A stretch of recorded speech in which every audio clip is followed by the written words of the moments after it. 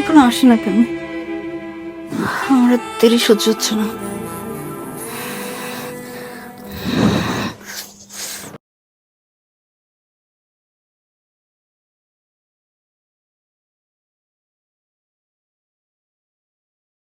Madam, এই যে সব বাজার লই আইছি।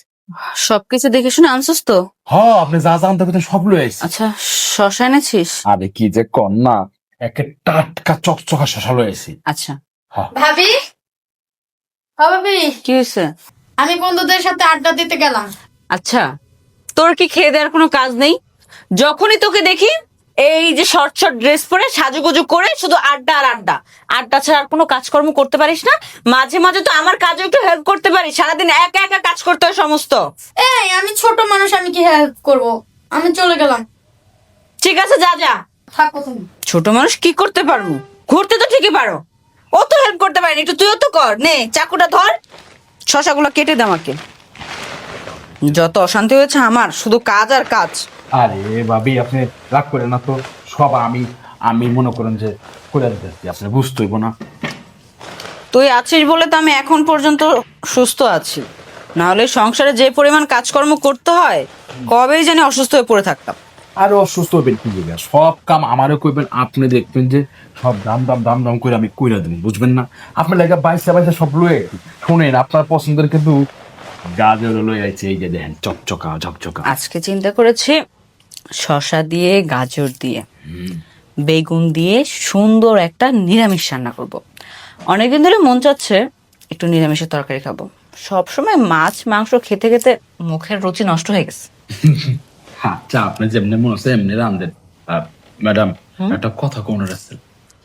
কত কথাই তো বলছিস, এখন আবার নতুন করে একটা কথা? কি এমন কথা বলবি বল? ওই থেকে ম্যাডাম, আমি তো মূর্খ মানুষ, পড়ালেখা জানি না। গ্রামে থেকে আমার বউ একটা চিঠি লিখে পাঠাইছে। এখন কারে দিয়ে পড়ামু ভাইবা পাইতেছি না। আপনি যদি একটু পড়ে আমার শোনাইতেন কি লিখছে আমার বউ। আরে বোকা, এইগুলো এত করে না বলে ডাইরেক্ট চিঠিটা আমার হাতে ধরা দিয়ে বলবি যে একটু পড়ায় শোনান, তাহলে তো হয়। এই যে ম্যাডাম একটু কর, আমি অক্ষণ যেতেছি, আমার রুমের থেকে লয়ে যেতেছি। আচ্ছা ঠিক আছে। লয়ে এই শাক বাছতে বসছি না বুড়ি হয়ে যাচ্ছি, এখন পর্যন্ত শাক বাছাই হয় না। মানে এইটা আপনি আপনি খুলে পড়েন, আমি তো বুঝি না কই থেকে শুরু করে দেন। দেখি।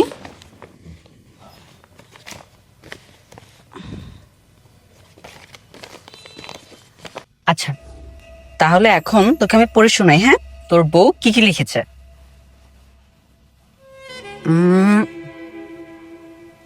আমার প্রিয় স্বামী, আমার সালাম নিও, আশা করি তুমি ভালো আছো। বাবা, এত সুন্দর করে তোর বউ লিখতে পারে। আচ্ছা যাই হোক, কবে বাড়ি আসবে? তোমাকে ছাড়া আমার কোনো কিছু ভালো লাগছে না। আমার আজ সেই রাতটার কথা মনে পড়ছে। কোন রাত? আচ্ছা। আমার ঠোঁটের ওপর ঠোঁট রেখে তুমি যখন আদর করছিলে,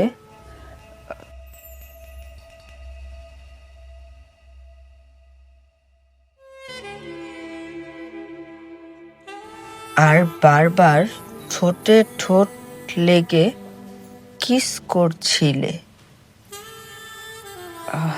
আর আমার শরীরের কাপড়গুলো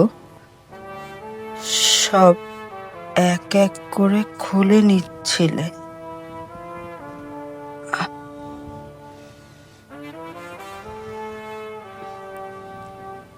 আমি সেই রাতের কথা আর ভুলতে পারছি না। সেই রাতগুলো খুব বেশি মনে পড়ছে।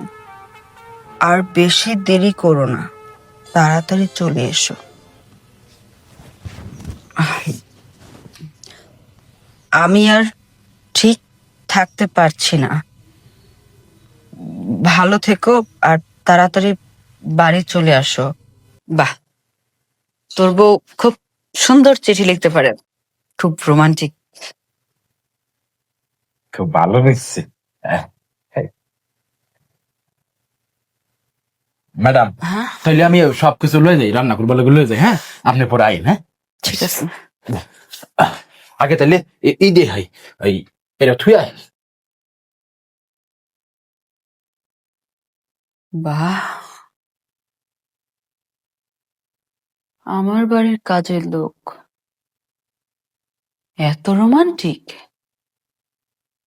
অথচ আমার ঘরের স্বামী বুড়ো খাটাস এক, রোমান্টিকতার কিচ্ছু বোঝে না, আমাকে টাইমই দেয় না। আহ,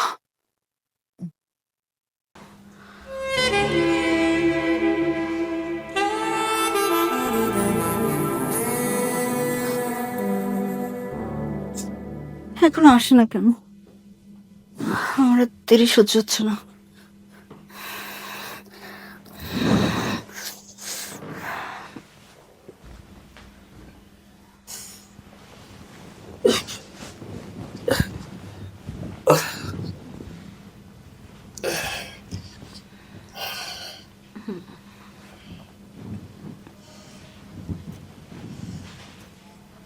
এই,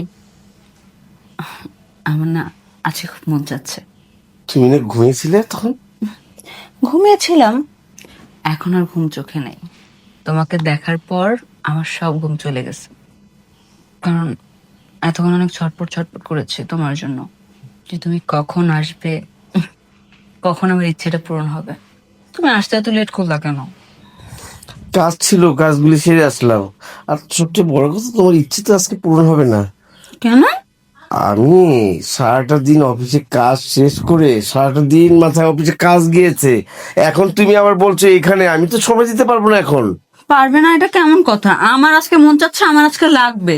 তোমার মন চাইলে তো আর হবে না সব সময়। এটা কি, এই আমি ঘুমালাম, তুমি ঘুমিয়ে পড়ো, আর না হলে টিভি টিভি দেখো গা, সময় কাটাও। আমার সকালে অফিসে যেতে হবে।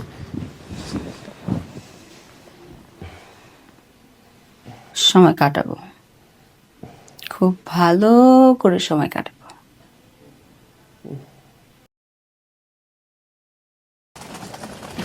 Excuse me brother.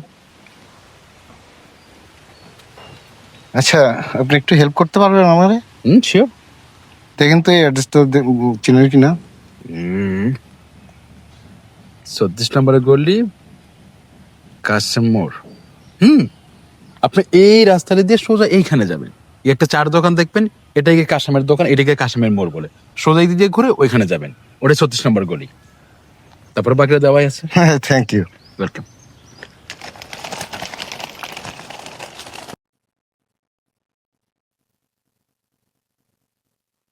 কি ব্যাপার?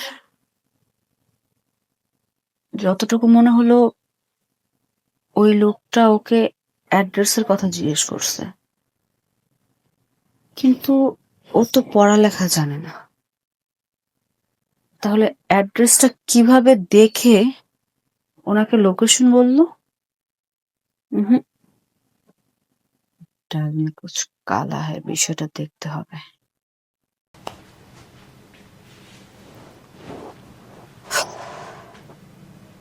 সুজন, সুজন,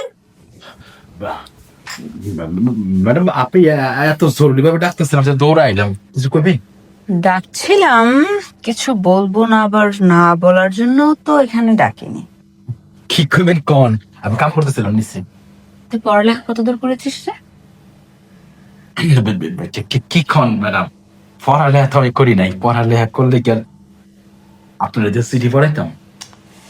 সেটা অবশ্য ঠিক আছে। আচ্ছা এখানে বস, তোর সাথে একটু কথা বলি। আয়, এখানে বস। আরে উপরে উঠে। কি কন? আপনার পাশে বলুন। সমস্যা কি? দেখ, সারাদিন বাসার সবাই তাদের নিজস্ব কাজ দিয়ে ব্যস্ত থাকে, আর আমার কাজটা শুধু কে করে দেয়? তুই। তোকে সবসময় আমি আমার আপদে বিপদে পাই, তোকে যদি আমি আমার কাছে এনে বসাই তাতে তো আমি আমার কোনো লস দেখছি না। এখন কথা হলো, তুই যেহেতু পড়ালেখা করিসনি, তোর ফ্যামিলির কারো কি ইচ্ছা হয় নাই যে তোকে পড়ালেখা শিখাবে? গরিব মাসের পোলা কে শিখাইব? দেখ, অনেক সময় অনেক কিছু মুখে বলতে নেই, বুঝে নিতে হয়। তেমন আমি কিন্তু অনেক কিছু বুঝে নিয়েছি। কি কি বলছেন ম্যাডাম?